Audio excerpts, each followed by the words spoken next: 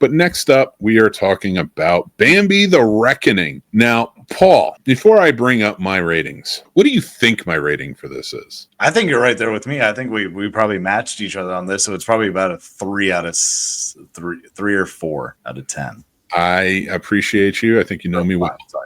We are definitely 3 out of 5. So that works. And I did not. A little bit of background on me, people. I have rallied against the public domain idea. That first Winnie-the-Pooh movie was god awful, and then they were jumping on a Mickey Mouse, and I watched some of those, and they were bad. Screamboat, but the other Mickey Mouse ones, they were bad. I like Screamboat, though. It wasn't that good, but it was better than some of them. The second Winnie-the-Pooh, I felt like really switched gears and said, all right, we're going to start putting a story to this. Now they're creating the Pooh-universe. I have not seen the new Neverland Nightmare. I have to see that. I like Peter Pan. I think I was a little apprehensive because I like Peter Pan so much. My fucking money. So I was at that point for me where I was like, okay, I'm going to get into this. I don't know if I'm going to like Bambi. I love the Disney Bambi. The story is very good. I read the book years ago.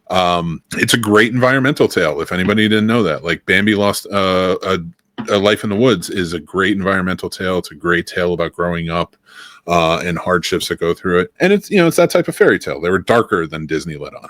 This one takes it a little bit darker.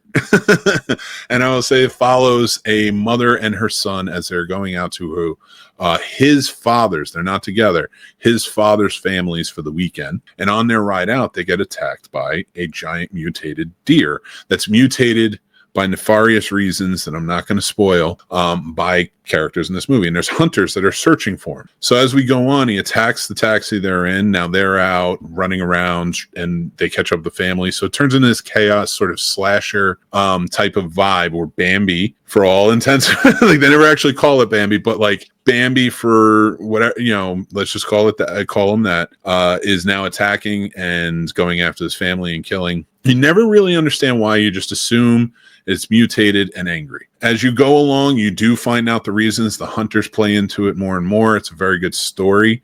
The mother and the son in this are fantastic. I loved watching them. I thought they did such a great job. Everybody in the cast was a lot of fun. Yes, the visual effects, they're patchy at times. The story is, I think, pretty sound. I think it works, especially within the framework of a horror movie. Not all the characters work, but they're there for, horror movie motives and reasons, and we'll give you that. And then when you get to the end, you find out the crux of what's going on and the mother-son tale and what that means. And how Bambi plays into it, because that has very much always been a mother and son. So you have this parallel that a mother and son are being chased by Bambi and the hunters are chasing them. So it's very interesting. It keeps you on the edge of your toes. It's thrilling at times. The violence is cool for a horror movie. It's not overdone, I don't think. And I really dug the look, the vibe, and the feel of this entire movie. What did you think?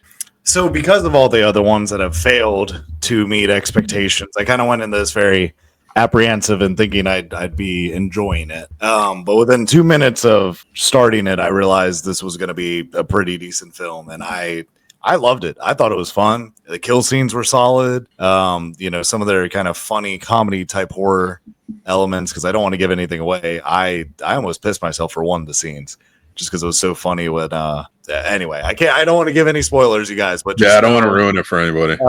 One of the scenes in particular, I had to pause it and stop and restart it just to watch it again. I think it was great.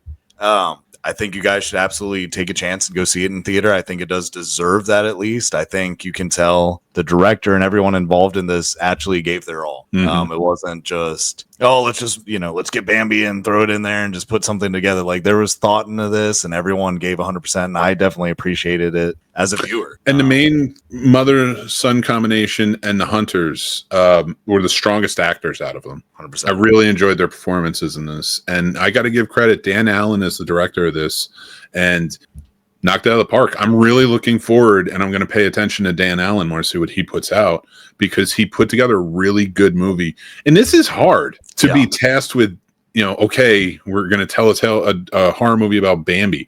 Like Winnie-the-Pooh, that was such an experiment. Peter Pan, borderline horror anyway, so you can get away with it. Now, Bambi has some horrific things, but how do you make Bambi a killer in it? Right. And they did it, and it worked, and the reasoning worked, and there's heart to this movie that you can feel the filmmakers really put into the story, and the actors felt it as they were doing it. So I don't want to build it up too much as it's this truly amazing piece of cinema, but I'm telling you, based on what I saw, I can see this director putting out some great cinema. So that's my feelings on Bambi The Reckoning. You have any final thoughts before we go, Paul? Give it a chance, guys. I get, anyone I talk to about this movie, like even around work, like Bambi The Reckoning, I'm like, look, ignore the name. Just give it a chance. I get, well, what studio did it? Don't be that person. Don't worry about that. Right. Give it a chance. This one will not at least disappoint. So agreed. Please give it a chance, and this is them doing it right, and enjoy it and have some laughs. Honestly, I think Bambi The Reckoning does do it a service, though. Calling it that and that familiarity, kind of like Winnie-the-Pooh and the Pooh, you're going to attract people. But if you're making movies like this in your Poohniverse, as they call it, you're going to gain more horror fans on your side. Keep going. Yeah. This was a good one, especially for the ridiculous content of it. But that's our ratings of that. If you're watching this video, go check out the full podcast because we got more. Speaking of which...